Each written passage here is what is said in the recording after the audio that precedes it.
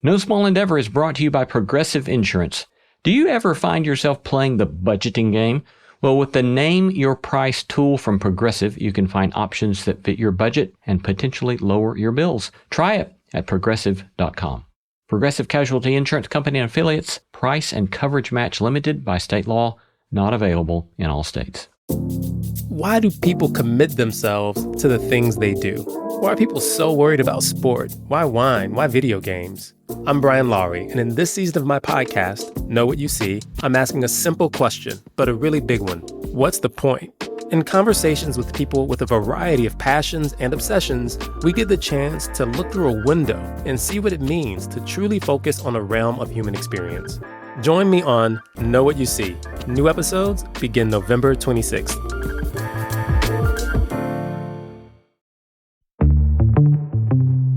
I'm Lee C. Camp, and this is No Small Endeavor, exploring what it means to live a good life. We grow up on a steady diet of romance and romantic ideas. That's Alexandra Solomon, psychologist, author, and an expert on relationships. She's dispelling the myth that love should be easy. And if love is difficult, then that means something's wrong. Today, she does a deep dive into why healthy, intimate relationships are crucial to human flourishing and offers a new lens for understanding our friendships and marriages. Intimate partnership, it's tumultuous and confusing. And of course, we then need some skills and some faith and some space for mystery and paradox. Compassion gets us so much further with the people in our lives than anything else. All coming right up.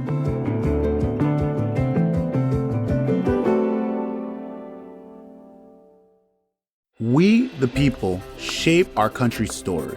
America 250 is gearing up to celebrate the 250th anniversary of the founding of America's democracy by collecting and preserving diverse stories from across the nation.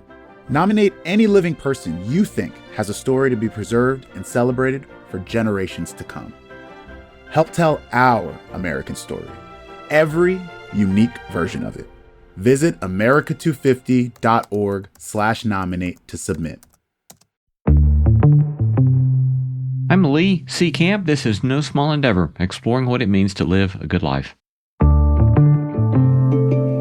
With Valentine's Day this month, there will be no shortage of opportunities to revisit the romantic myth or to come under the sway of the marketer's great commodification of love. And look, I'm a fan of flowers and good meals and chocolate and sex when, as the moral philosophers put it, those goods are rightfully ordered. But our guest today comes at love from a different angle, that one of the most important aspects of romantic relationships is working on ourselves. Dr. Alexandra Solomon is a licensed clinical psychologist, lecturer at Northwestern University, and an internationally renowned expert on relationships. She hosts the podcast Reimagining Love, and we had a great conversation about her book, Loving Bravely.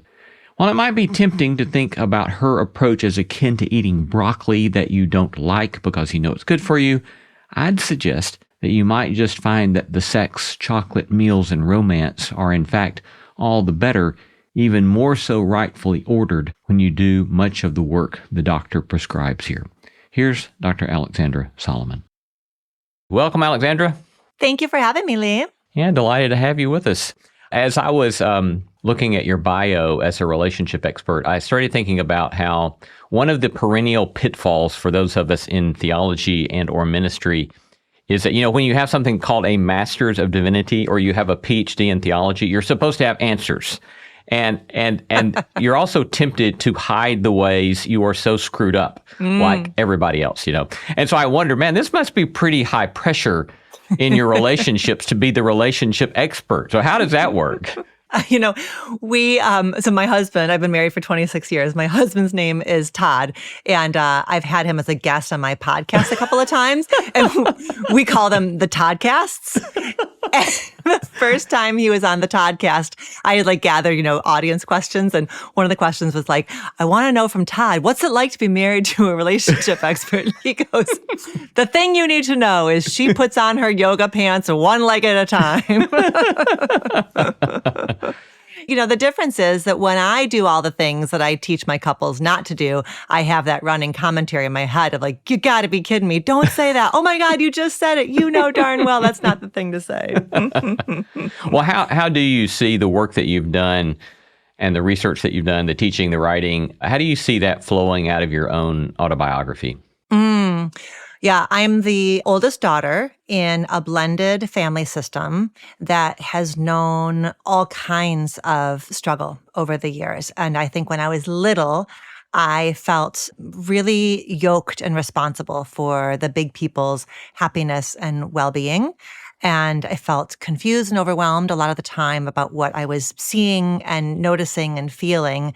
And at the same time, my safe place was my bedroom. So I developed a thing called preventative homework where I would get my homework done. And then I would just, think like, what else might come up in the day? So I've been always voracious about knowledge and scholarship, both as I think, part of who I am, but also as a coping strategy. And so I just relationship knowledge, I would listen to Dr. Ruth on Sunday nights with my Walkman under my blankets, like, what is this whole world? And was a huge fan of Oprah and Phil Donahue and all those shows from the beginning. So then when I got to college, I was like, wait a minute, you can make a life, of this. And I think a lot. I put my hand, right here on my heart a lot. And I think about how the young version of me, gets to rest now, because now I'm this empowered woman and I have knowledge and I have experience and I can be helpful to people in a way that when I was little, I just couldn't be. So for sure, I have my mission and my healing and my nerdiness have flown together in ways that are just fit really well for me. Yeah, it's lovely that you have found your way into that beautiful space. I mentioned to you before we started today, but as I read your book, Loving Bravely, I was thinking back to my lovely wife, Laura, and I have been married well over 30 years now. And we were young and naive and very ignorant of what it meant to be married. When we got married, we were kids. I was 23, she was 21. And then we've done a lot of work on learning to live together well and learning to love each other well. And we've done, 3 or 4 different seasons of marriage therapy. And we've read a lot, we've worked a lot, we've learned a lot from the recovery world. And so it's just been very rich. And as I was reading through your book, I thought, oh my goodness, this is like a compendium of the stuff that we spent years learning in therapy. And so it's just a super helpful book. And I really thank you for the book and all that you've shared with folks that makes this so rich to help people get into relationships.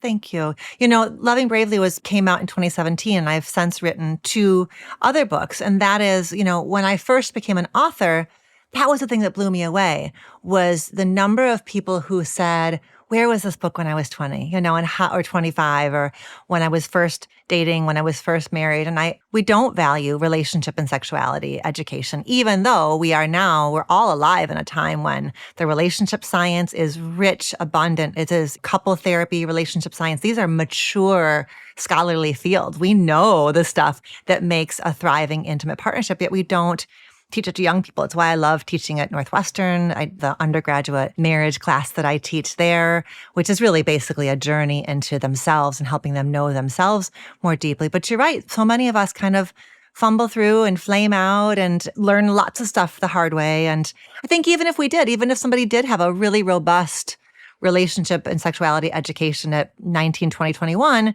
you still don't know how to be a married 35-year-old or a married 55-year-old. So we do have to be these like forever students, I think, of ourselves, of our partner, of relationships. So yeah, to me, it's a lifelong journey, I'm sure for you, even though you've been at it for decades, but you don't know Laura in this moment of her life. You've got to get to know her at this moment. Yeah, that lovely idea of continued curiosity about who your partner is becoming, I think has been very helpful to me. You said that early on in the book, you say, quote, "We assume that people ought to just know how to do love, and that's a huge problem." And then you ask, why didn't I put the same due diligence into learning how to do love as I did into learning how to drive? Which I thought was super helpful, but unpack that a little bit for us. Yeah.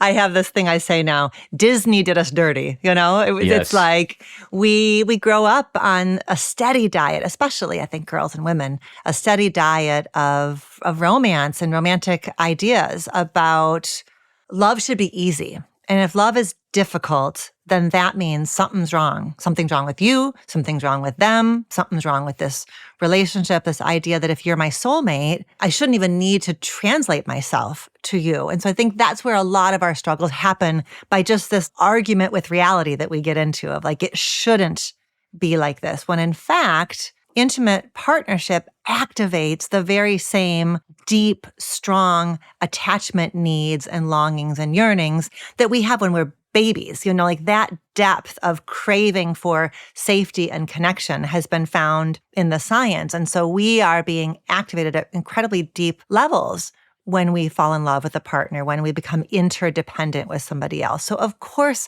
it's tumultuous and confusing. And of course, we then need some skills and some faith and some space for mystery and paradox. In my ethics classes of the years, I typically would have one lecture on marriage that I would give. And I remember somewhere in that lecture, I would say something like, I think one of the best things you can do for your future married self and your marriage is to go face your own stuff right now. Yes. Is that good advice? It's so rock solid. It's so rock solid. If I was in that lecture hall, I'd be like, woo, yes, that's it. That's it. He's on it. Yeah. Beautiful. Yeah. You use this term relational self-awareness a great deal. So can you define that for us and tell us how that functions in your work? I mean, that's it. What you share with your students is relational self-awareness. Okay. Because it's so darn easy in a romantic relationship. I could sit here and outline for you in alphabetical order or in chronological order all the ways in which Todd Solomon is a real pain in my you-know-what. That's easy. That's easy. Being critical of him, saying that he's the one that makes this relationship difficult, it's so easy to see it in him. What the harder thing is for me to study my own reactivity. Why? Why, when he made that comment to me, what was disturbing? It doesn't matter. And I may go to, 4 out of 5 women would find that comment. It doesn't matter. It doesn't matter. What was it about me? So when we're practicing relational self-awareness, we're guided by what I call the golden equation of love. My stuff plus your stuff equals our stuff. Everything that happens in our relationships and our marriages is that choreography or that pattern or that cycle of something from me and my world and my belief system and my experience and my tender spots is getting all tangled up with something about you and your tender spot and your experience, and it's making this dynamic. So we know that we're not honoring relational self-awareness when one of two things is in the room with us, either blame or shame. Because blame is me saying, your stuff is the problem here. If you weren't so X, Y, or Z, we wouldn't have this problem.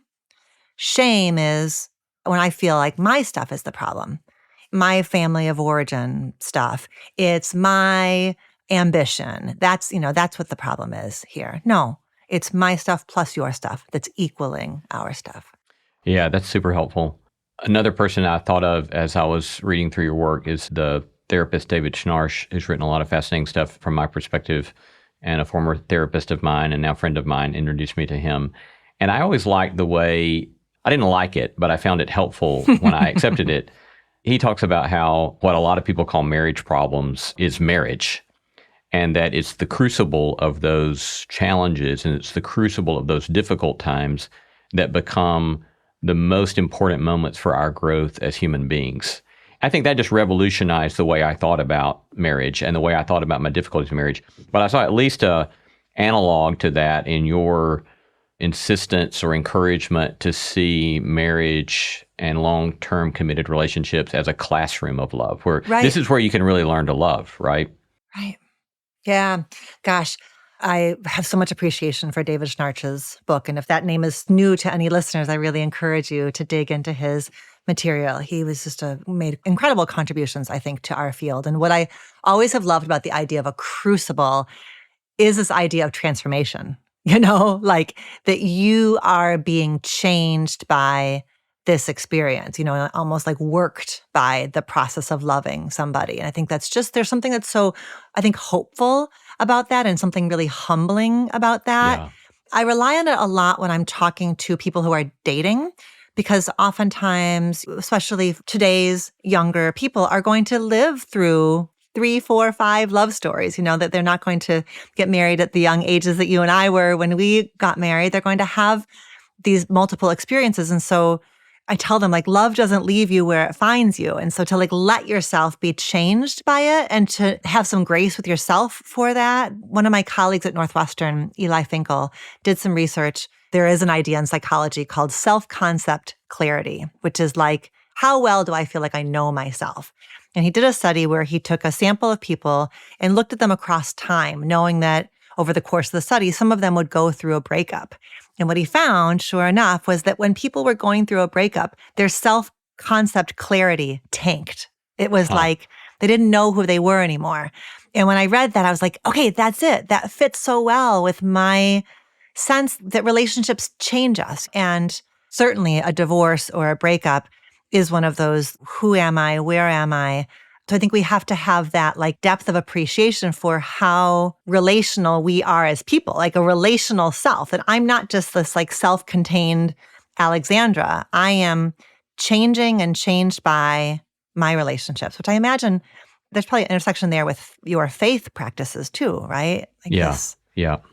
So I'd love to dig into the different parts of loving bravely. And in this first 2 parts, you talk a lot about self-reflection and self-awareness. And I was reminded a few years ago, we had the psychiatrist Kurt Thompson on our show. And he at one point said something like, 80% of the time when you're arguing with your spouse, you're actually arguing with your mother or your father, And you seem at least to be pointing in a similar direction. That is that we at least need to be aware of the ways in which our early formation of ourself, we bring that into our marriage. So talk to us some about that. Yeah. I call that ghost busting.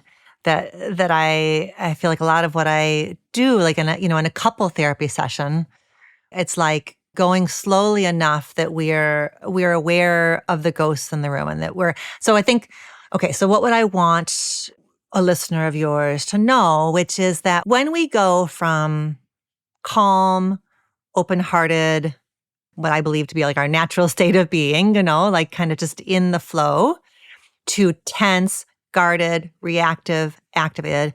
When that process happens, that's a moment for us to look at what's being stirred up. And certainly there are lots of times where it's just our partner is annoying. They left the dish in the sink again, or they didn't call when they said they were going to call. But there are times when the size of our reaction feels bigger than the present moment. I think that's one of our clues that this moment is being supercharged by something that has to do with our past. It's like our partner has accidentally tripped this wire that is not just the pain of them leaving the dish in the sink, but it activates a really old wound around feeling like my voice doesn't matter, or I'm not taken into consideration, or I'm not safe here. Something that is older and bigger. How do you go about unearthing those ghosts or unearthing those old patterns that we learned when we were young? If we notice, say, there's this too large or seemingly disproportionate reaction to an episode, how do we then kind of dig beneath that and say, oh, well, that may be X, Y, or Z from my childhood?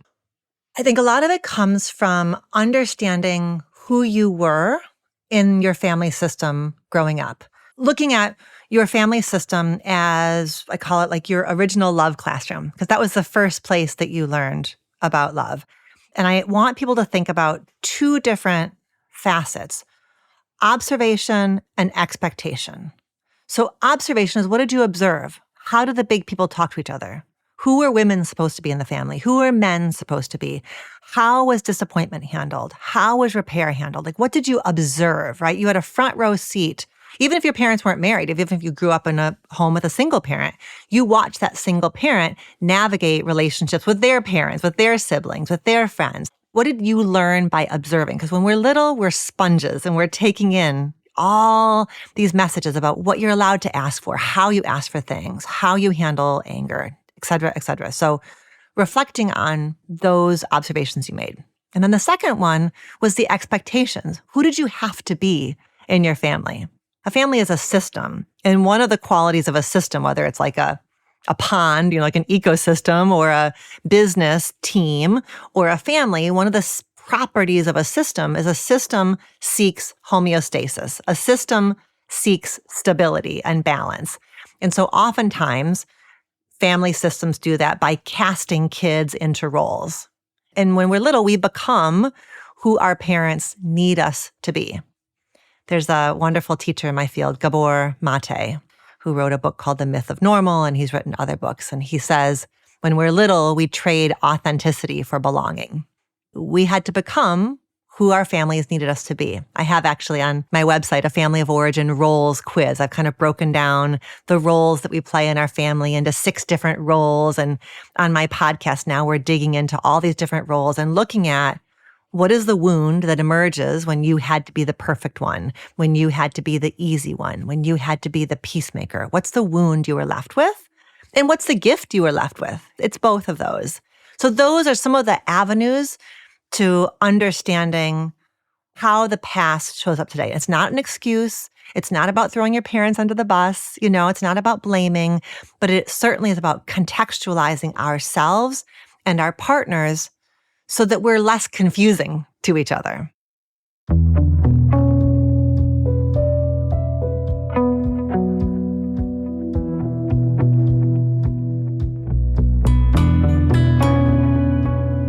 You're listening to No Small Endeavor and a conversation with Dr. Alexandra Solomon. I love hearing from you. Tell us what you're reading, who you're paying attention to, or send us feedback about today's episode.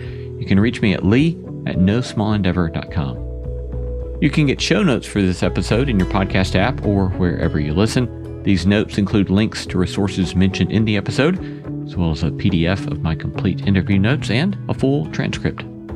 We would be most appreciative if you would go to your favorite podcast app and write up a glowing 5-star review of No Small Endeavor, because those reviews help extend the reach of the beauty, truth, and goodness we are seeking to sow in the world. Always encouraged to see those. Thank you for those who've done that, and thank you for those who will. Coming up, Alexandra and I talk more about how to create and maintain thriving relationships, discussing things like authenticity, apologizing, and self-compassion.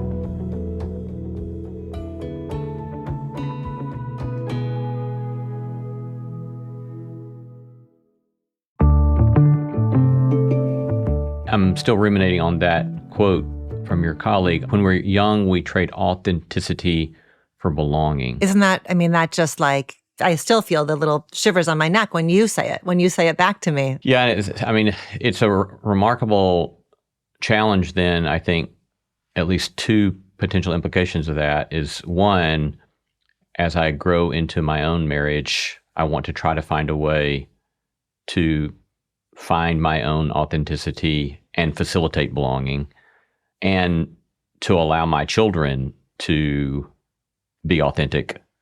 That poses all sorts of challenges, right? Because as we'll talk about here in a moment, the notion of boundaries and so forth.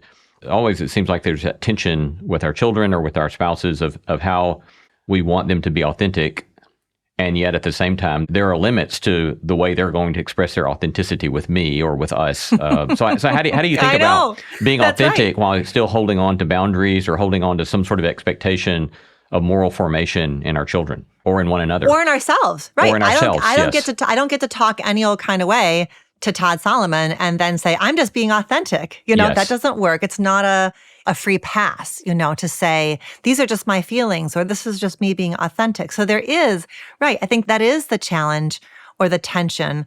To me, authenticity is less a kind of like fixed state and more noticing I'm biting my tongue, figuring out what I'd like to say and how to say it in a way that's going to pull you closer to me rather than push you further away. And often that has to do with tone and timing, but it also has to do with me being willing to say, Lee, I've got something I'm sitting with, and I don't know yet what it means, but will you look at it with me? Rather than me saying, Lee, you shouldn't have done that, and that doesn't make any sense, and anybody knows that's not the way to do it. I think that's the difference. Like, can I bring you something that's not fully formed and that is brought to you in a way that we can sit side by side with each other and look at the thing together?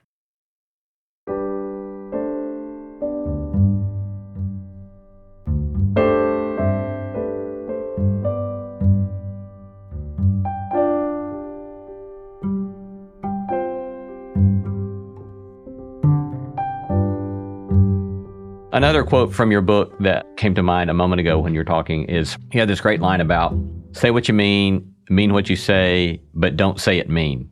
I've never heard that last part, don't say it mean. So where'd that come from?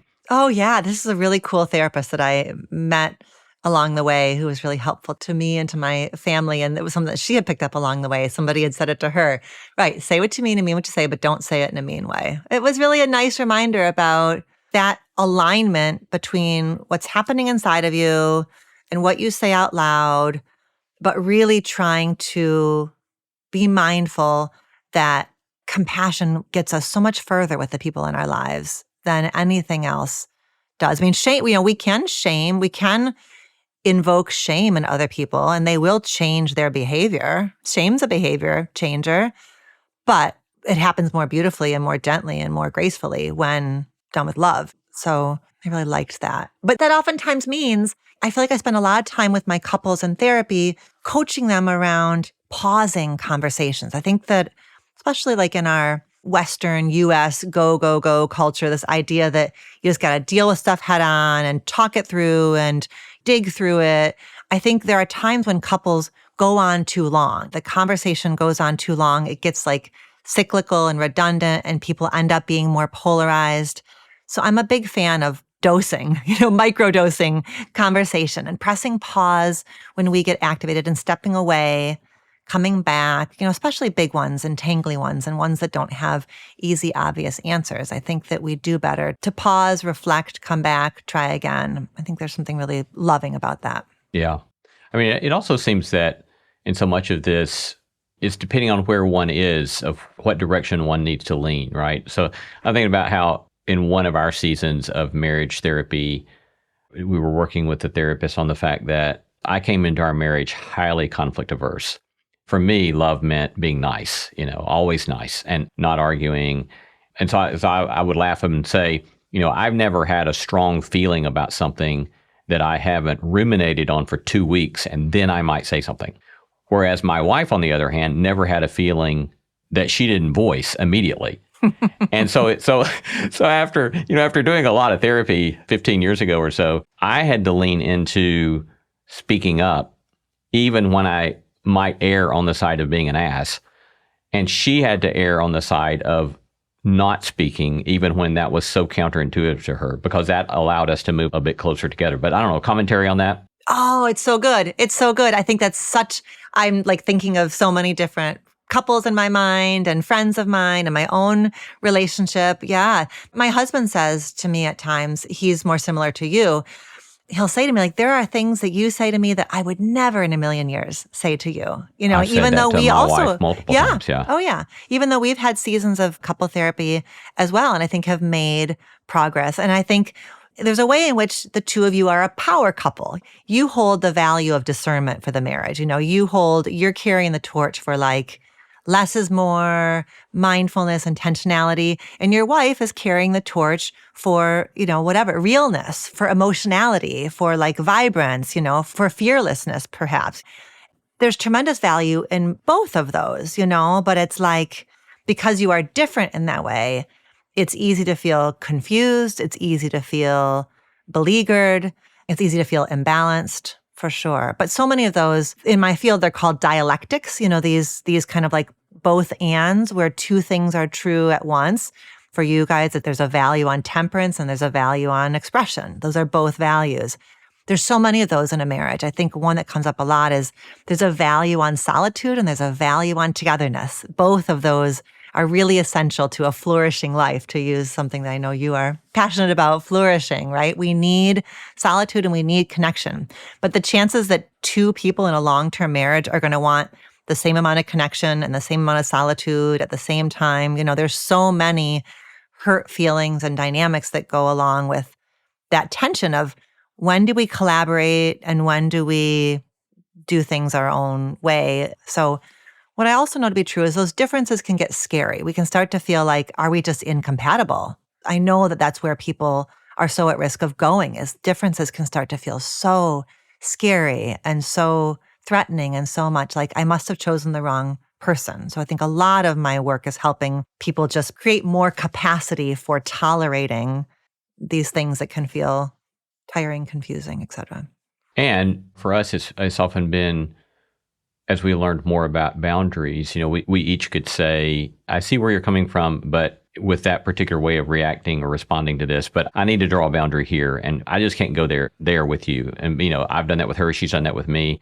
Even last night in a conversation with one of our sons, she said, I need you to speak up more about this situation, and I need some validation about my own experience in this. So we've learned better about how to encourage one another in our respective default modes to lean into what's more constructive for the family system. But it's, again, it's been only through decades of work on this that we've been able to make progress on that. Right. And by the way, the two of you have never been the parents of 3 relatively young adult sons. So Right. you're learning on the job also of how do you, and that, my gosh, that we've got young adults a little bit younger than yours. But that's a kick in the booty, isn't it? Like, how do you go from like coaching on the field to coaching from the sidelines to when do you speak up, when do you not speak up? And the chances that both partners, both parents are going to have the exact same sense at the exact same time is like slim to none. And then, the Right. one who wants to speak up thinks the one who wants to be quiet is being neglectful. And the one who wants to be quiet thinks the one who wants to speak up is being intrusive. Yes, that's right. It's just interesting. And I was thinking also about with Laura being the one who's a little more, whatever, shoot from the hip or speak up. When I'm working, especially with a woman, I often say like a marriage is improved by the 2 to 3 things that you don't say every day. For a woman at times, that can be a difficult skill to learn because it feels like self-silencing, and it feels then like she is perhaps doing what the culture has done to her of asking her to quiet down, asking her to be a good girl, asking her to abandon herself to make somebody else comfortable. So I think there can be I find that there can be like a gendered piece there that can be troubling about how do I as a woman feel empowered, but also sometimes, not say everything on my mind, not insist, let go a little bit. Yeah. It's bizarre that you point to that because we've had that conversation just in the last month, like twice. Yeah, it's fascinating. I'd love to talk a little bit about in your lesson 10 in Loving Bravely, Source Your Life. And it's a little bit of background on why I'm so interested in this. In moral philosophy and virtue theory, there's this commonly discussed dynamic in which growth in one virtue supports growth in another virtue. I'll call this, for example, the overlapping nature of the virtues. So, for example, if you work on being courageous, that can support your own personal growth. It can support contributions to your community. It can support contributions to your working at justice because you've worked on being courageous. And it seemed to me that this chapter seems to point in a similar direction, that as you grow as a human being, then you're growing in your capacity to be in a healthy love relationship. It's a great number of things in your own life, in your personal growth, that if you really do work on yourself, that then allows you to have possibilities for love relationships that you wouldn't have otherwise. But is that accurate depiction of what you're doing in that chapter? Well, it makes so much sense. What I immediately thought of, I just spent last weekend with my best friend. I've had the same best friend for 41 years. She just came to town for the weekend, and I had her on my podcast a while ago, and she talked about how she feels like our friendship strengthens her marriage. It's just like there's like flow between friendship and marriage. And I often, when I'm getting to know a couple, I ask about what their interests, their passions, their work, obviously, their friendships, because rather than those being threats to a marriage, I think in the best of worlds, those amplify a marriage. Like a success at work helps somebody feel proud of themselves and aligned and purposeful, and then they feel a bit more, invigorated within their relationship. And that idea of, the flow between domains makes so much sense. Yes, I do. Anyways, long way of saying it is very hard to imagine a world where somebody is struggling with addiction that is untreated, struggling with mental health challenges that are untreated, and expecting them somehow to create a thriving relationship. Like, how would that even work? Or by contrast, expecting the thriving relationship to be the medicine for the addiction, even though we know the research around specifically addiction, mental health stuff does show that both of those channels, individual therapy and relationship therapy, is the most effective route to healing addiction or healing. But anyways, you can't substitute one for the other.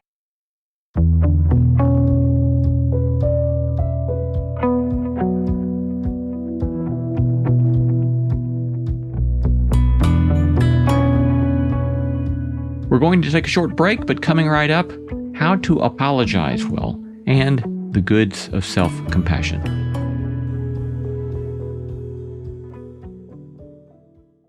Hey there. Did you know that we have a newsletter? Just imagine if you could have one of your favorite ethics professors send you a list of things to reflect on, think about, practical actions with which to experiment, all on your way to sorting through what it might mean to live a good life. Well, that is the NSC Notebook.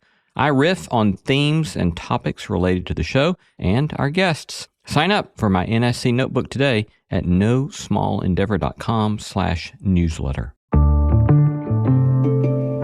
I just continue to be amazed at how so much work on human flourishing and the virtue traditions insist upon a holistic view of the human being that is not abstracted individualistically from their culture and their context. It's like we have to have these holistic views of ourselves and our holistic view of the way in which our culture, our stories, our narratives, all of this stuff together is inseparable, right? Mm-hmm. And if we refuse to attend to any one segment, then we're kind of setting ourselves up for some sort of pain in some way, some sort of inhibition to our flourishing. And the more we can kind of take that holistic account, the better. Which I had never heard of this healthy mind platter that you introduced there in that chapter, where they point to their names, what are Siegel and Rock? Yeah, Dan Siegel. Yeah, so they point to 7 activities. I kind of see these as activities that should kind of be in any sort of flourishing life: focus time, playtime, connecting time, physical time, time in, downtime, and sleep that nourish then our mental well-being. And I found that very helpful, kind of to think of those as sort of the macronutrients of our lives. And that, again, thinking about how all of that will contribute to flourishing in our love relationships, and the absence of that will contribute to some difficulties in that. Right. And I think we need to be careful to not be perfectionistic, like, oh my gosh, I didn't have my connecting time today and therefore it's all ruined. I think sometimes we can almost like overcorrect and then get really hard on ourselves if we aren't doing everything equally well at all times. But just keeping that big picture idea that these are all, that to your point, that a good life or a thriving life is one that's got these different elements. Yeah, we can't be giving everything to our careers and expecting there's a price to be paid when we get skewed too much in one direction, for sure. Mm-hmm. Part 3 of your book is on self-expression, kind of helping us think through how personal emotional awareness and communication habits impact our relationships. And one of those lessons there that you point to is learning to be present in our body as a key practice. So tell us more about that. That's actually my word for 2025 for myself, is embodiment, being more in my body. I think as somebody I'm really comfortable in my head, yeah, and really comfortable in my heart. I feel like this is my year for being with my body and trusting my body. And so, yeah, and that ties to everything from our sexuality, and needing to be in our bodies to be present to sexual experiences with a partner, but then also just noticing the shifts in our body when we're sharing space with our partner. When do we feel ourselves opening up? When do we feel ourselves shutting down? Like just noticing those shifts and being responsible for them. I think so often we say, you made me mad. But did you make me mad, or was there something that happened in my body in response to what you were saying? And I'm also responsible for how I respond. You made a comment and my body shifted, but that's not justification for responding any old kind of way. There's still responsibility and accountability then for how I respond back to you. Yeah, again, this is another one of those things that I've learned along the way. And I think that 2 anecdotes from my own life experience in this regard. One, I remember 25 years ago, I was really worked up about something.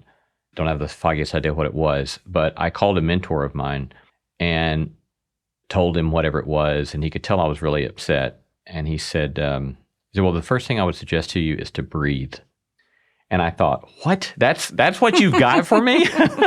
But now I've remembered that for 20 plus years, because I realized, oh yeah, I'm not breathing. Yeah. And I have zero awareness of what's going on in my body, and breathing at that moment allowed me to pay attention to my body. And by paying attention to my body, it allowed me to take a beat and to slow down, right? And then another thing I learned somewhere along the way in therapy was that At one point, one of the therapists, we were in a very tense situation, and the therapist pointed out how I kind of would, I don't even know the word for it, but I kind of closed my body off in the face of conflict. And she pointed that out to me. And again, it was like, I've never realized that, right? And so I think learning to pay attention to my body, I've learned a lot of things about what's going on with me that otherwise I never would be aware of unless I choose to start paying more attention to my body. And then that helps me it gives me more information and data about choices and responses that I can make rather than simply reacting. Oof. I was doing an episode for my podcast is a blend of conversations with guests and then also these like solo episodes where I just talk through a topic. And I did an episode on when shame blocks repair, that when there's a rift between ourselves and our partner, there's a tension between guilt and shame. Guilt, if I do something that hurts Todd's feelings, it is adaptive for me to feel guilty, right? Because guilt is an energizing emotion. It will motivate me to apologize, to be curious, to make repair. Shame is a hall of mirrors. Shame is me just believing that I am bad. Guilt is I did something bad. Shame is I am bad. And it's that collapsed posture, like that's what my body does in shame. And one of the things I was reading some research as part of this episode, and I was reading about this idea that like when we're in shame, one thing we can do is adjust our bodies, like lift up our sternum, roll our shoulders back. That actually helps us move from shame. Like we think like when I feel less shame, my body will shift. But it's actually the shifting of the body that also moves us from shame into guilt so that then we can make a step towards repair. It's really interesting. I was like, right, the arrow goes in both directions. The shame collapses us, but then the expansion can help us shift our emotions. Yeah, that's super helpful. On self-expansion, part 4 of your book, a couple of things as we get closer to the end of our time together.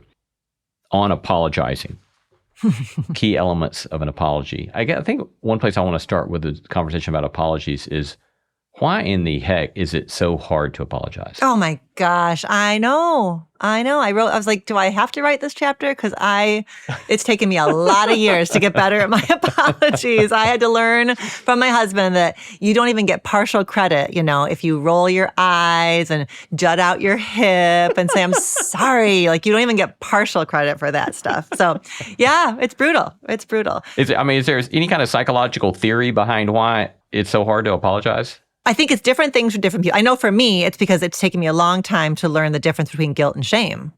Yes, I would agree with that for myself as well. Yeah, we don't apologize because we're defending ourselves against the god-awful feeling of shame. I think we don't apologize because if we apologize, that means we acknowledge we did something wrong. And if we acknowledge we did something wrong, then maybe the other person is going to really think less of us and leave us. I think we're trying to scramble to prevent all kinds of things we imagine are going to be awful. But it turns out the awful thing is like leaving our partner feeling invalidated, sometimes crazy, right? Like crazy for but I know my feelings are hurt. I know that's not how you want to be as a person. So just freaking apologize already. Give us a quick primer on key elements of making a good apology. Yeah, the key elements are avoiding passive voice. I'm sorry that you were hurt. It's, I'm sorry that I hurt you. Avoiding a but. I'm sorry I hurt your feelings, but you did that other thing. I'm sorry I hurt your feelings, but I was really tired. Like the but just negates everything that came before. I think pairing it with a question, I'm sorry. And then, do you want to tell me more about the hurt you're feeling? Like just making sure that you're really open to hearing about the hurt. Sometimes there is no amends action, but I think sometimes there can be an amends action, like making sure that the apology is also paired with a conversation about how might we prevent this going forward, or what am I going to take away from this and do differently? The idea of like the best apology is changed behavior. Sometimes that's not necessary, but sometimes that is kind of connecting this incident to other incidents and talking about what's a shift that might be necessary here. On presence, importance of being fully present. This is, obviously so increasingly difficult in the distracted world in which we live, but what's some tips in that regard? Don't fub. Yeah, fubbing is P-H-U-B, like a phub. Phubbing is phone snubbing. Phubbing. I've never heard that. Of course, I don't use a cell phone, so I'm not into all the cell phone well, stuff. You wouldn't. You wouldn't phub. You don't I even love phub. that. Now I can tell people, stop phubbing me. Phubbing me, right? The tricky thing is that when I have my phone in my hand, I'm really sure that I can listen as well. I can like scroll and listen to my husband, but I can't, right? The research shows I can't. But inside of me, like phenomenologically, I feel like I can. But by contrast, when he's looking at his phone, I feel disconnected. I feel offended. I feel devalued. I'm really sure he can't listen to me as well as if he had his phone down. So I think that couples and actually families as well need to decide, is it phone time or is it conversation time? Because we really, truly can't do both at once. And we now have plenty of science that backs that up. So to your point, presence is harder than ever, likely more important than ever, and totally doable. We are humans. We are wired for presence, but we have to get the phones even just like out of our hands, even a phone flipped over on a table compromises the quality of conversation, it has been found. Yeah, I know. I feel like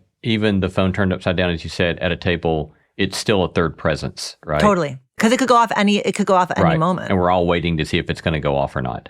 And then to see what the other person's going to do if it does go off, Right. Or I'm just aware of it. I'm aware that there's something I could be doing. There's a whole bunch of things happening inside that tiny rectangle that I could be looking at. So, So self-compassion, we've had Kristen Neff as well on our show, and I saw that you engage her work. And you connect self-advocacy and self-compassion, which I find interesting. So talk to us about that just a little bit. Yeah, well, you've worked with Kristen, you know how vital self-compassion is. And I think it's not about letting ourselves off the hook. It's not about making excuses. It is treating ourselves lovingly so that we can ask for what we need, so that we can be agents of our relationships. And boy, it's really hard. I know the days when I struggle with my own self-compassion, I am much more likely to interpret my husband's neutral comments as criticisms. Something that is truly neutral will land to me as critical because it feels like he's doing to me what I've been doing to me. So my own self-compassion practices are really helpful to our relationship. Yeah. And again, I think that relates to the way a lot of times theologically in the Christian tradition, the strong emphasis upon service to another person and that love is service to another person. But overlooking, that Jesus talks about the two great commandments, love of God and love your neighbor as you love yourself. And it's that learning to love ourselves well, I think we can overlook, right? If I don't know how to love myself well, I'm not very good at loving other people. And I think that's one of the things you're pointing us to here. Yep. That's great. Yeah. That's great. Last question that you kind of close us out with maybe some encouragement with regard to perseverance and resilience. If somebody's listening and they think, that's just too much stuff to do. I can't even begin to make my way into these practices. What kind of closing encouragement would you give us to lean in and keep working at it? Well, first, self-compassion. I would imagine if somebody has had like some light bulb moments, even listening to this conversation, can you hold those as insights and invitations rather than taking them and beating yourself up for all the times you didn't know what you're starting to know now? So that would be one thing, is to really like eyes on the horizon rather than looking in the rearview mirror, and to know that you get to begin anew again and again, and that we have to, right? I think you and I have been really open in this conversation about our years of self-work and relationship work, and still our screw-ups and our foot in our mouth. And so that's why the pieces about apology and forgiveness are really essential. I think also to hold on to how much courage there is in looking at the impact of the past, your own pain, the things that you didn't get when you were little that you really needed. Doesn't matter if you're 30 or 50 or 70 and reflecting on that stuff. It matters, and it's incredibly liberating to look at your story and what you've lived through and figure out what you want and need now in this moment. Been talking to Dr. Alexandra Solomon, host of the podcast Reimagining Love, and today discussing her book, Loving Bravely. Alexandra, thanks so much. This has been a great conversation, and I've thoroughly enjoyed it. I have as well, Lee. Thank you so much. You're a wonderful conversation partner. Thank you.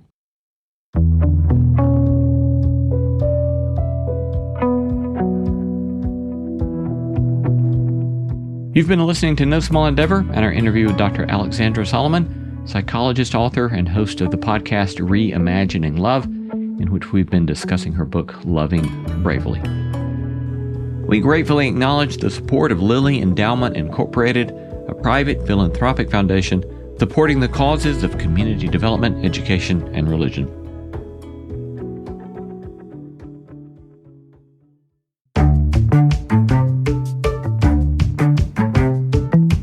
Our thanks to all the stellar team that makes this show possible: Christy Bragg, Jacob Lewis, Sophie Byard, Tom Anderson, Kate Hayes, Mary Evelyn Brown, Carrie Harmon, Jason Cheesley, Audrey Griffith, and Tim Lauer. Thanks for listening, and let's keep exploring what it means to live a good life together. No Small Endeavor is a production of PRX, Tokens Media LLC, and Great Feeling Studios.